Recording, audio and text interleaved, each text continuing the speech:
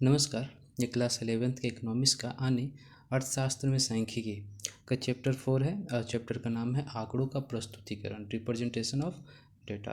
ठीक है, इसके हम महत्वपूर्ण एमसीक्यू को देखने वाले बताते हैं।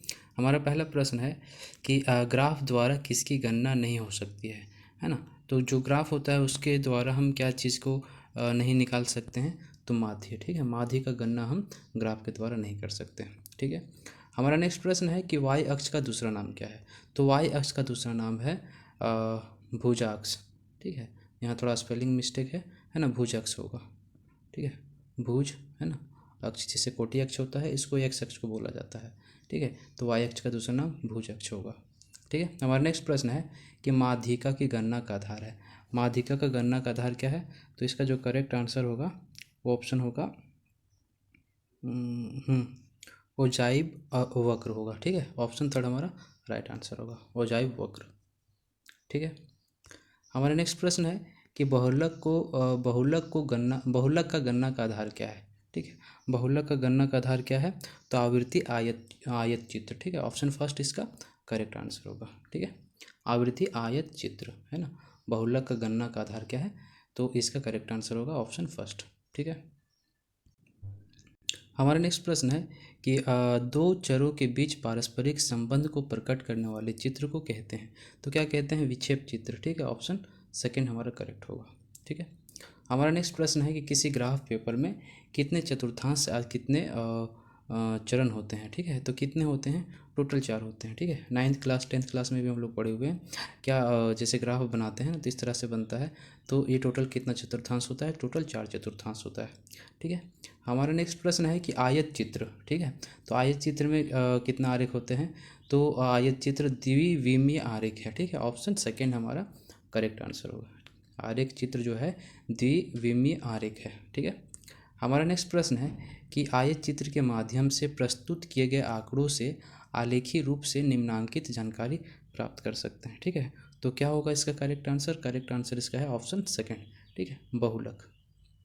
ठीक है, हमारा नेक्स्ट प्रश्न है वृत्तीय चित्र में सभी मदों को बदल देते हैं। ठीक है, तो इसका जो करेक्ट आंसर होगा कोनों में। ठीक है, तो वृत्तीय चित्र में सभी मदों को बदल देते हैं, तो कहाँ पे, तो कोनों में। ऑप्शन फोर्थ हमारा राइट आंसर होगा। ठीक है, हमारा नेक्स्ट प्रश्न है कि चित्रमय प्रदर्शन का सबसे सरल रूप है। तो चित्रमय प्रदर्शन का सबसे सरल रूप क्या है, तो सरल दंड चित्र। ठीक है, ऑप्शन फर्स्ट हमारा राइट आंसर होगा। चित्रमय प्रदर्शन का सबसे सरल रूप क्या है, तो सरल दंड चित्र, ऑप्शन फर्स्ट हमारा राइट आंसर होगा। हमारा नेक्स्ट प्रश्न है कि एक परिवार के कुल मासिक व्ययों को प्रस्तुत करने के संबंध में सबसे सटीक चित्र है, तो कौन सा है, तो इसका जो करेक्ट आंसर होगा वृत्त चित्र, ऑप्शन फर्स्ट हमारा करेक्ट होगा। ठीक है, एक परिवार के कुल मासिक व्ययों को प्रस्तुत करने के लिए सबसे सटीक चित्र क्या होता है, तो वृत्त चित्र जो होता है। ठीक है, हमारा नेक्स्ट प्रश्न है कि वृत्त चित्र का अन्य नाम क्या है। वृत्त चित्र जो होता है उसका दूसरा नाम क्या है, तो उसका दूसरा नाम है परिपत्र आरेख। ठीक है, परिपत्र आरेख सेकेंड ऑप्शन मेरा करेक्ट होगा। ठीक है, हमारा नेक्स्ट प्रश्न है काल श्रेणी बिंदु रेखा को कहते हैं, तो क्या कहते हैं, काल श्रेणी बिंदु रेखा को कालिक चित्र कहते हैं। ऑप्शन फर्स्ट हमारा राइट आंसर होगा, काल श्रेणी का कालिक चित्र होगा। ठीक है, हमारा नेक्स्ट प्रश्न है कि दंड चित्र है, तो दंड चित्र क्या है, तो दंड चित्र जो हमारा ना ही बहुगुण है, ना ही सरल है, ना ही बहुगुण और सरल है। ठीक है, तो इसका जो करेक्ट आंसर होगा ऑप्शन फोर्थ। ठीक है, हमारा नेक्स्ट प्रश्न है कि जब दो या दो से अधिक तथ्यों में तुलनात्मक अध्ययन करना हो, है ना, तो तब किस चित्र का प्रयोग किया जाता है। ठीक है, यहाँ होगा तब। ठीक है, तब किस चित्र का प्रयोग किया जाता है, तो तब सरल दंड चित्र का प्रयोग किया जाता है। ऑप्शन फर्स्ट हमारा राइट आंसर होगा, ऑप्शन फर्स्ट सरल दंड चित्र का प्रयोग किया जाता है।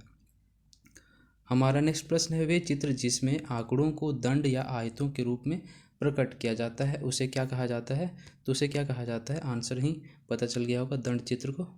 दंड वाला का आंसर होगा दंड चित्र। ठीक है, यानी चित्र में आंकड़ों को अगर दंड और आयतों के द्वारा रिप्रेजेंट करना होता है तो उसको क्या बोलते हैं, दंड आरेख। ठीक है, दंड चित्र कहते हैं। ठीक है, हमारा नेक्स्ट प्रश्न है एक ओजाई वक्र की सहायता से हम ज्ञात कर सकते हैं। तो क्या ज्ञात कर सकते हैं?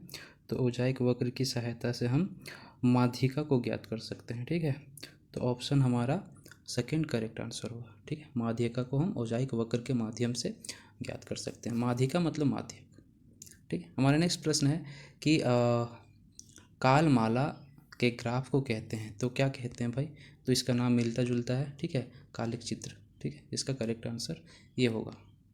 नेक्स्ट है आंकड़ों की चित्रमय प्रदर्शन का उद्देश्य है। ठीक है, आंकड़ों का चित्रमय प्रदर्शन कहलाता है। तो क्या कहलाता है? रिप्रेजेंटेशन। ठीक है, तो प्रस्तुतिकरण। ठीक है, तो वीडियो यहाँ खत्म होता है। वीडियो अगर पसंद आया हो तो लाइक करें, शेयर करें दोस्तों के साथ और चैनल को सब्सक्राइब करें। Thank you.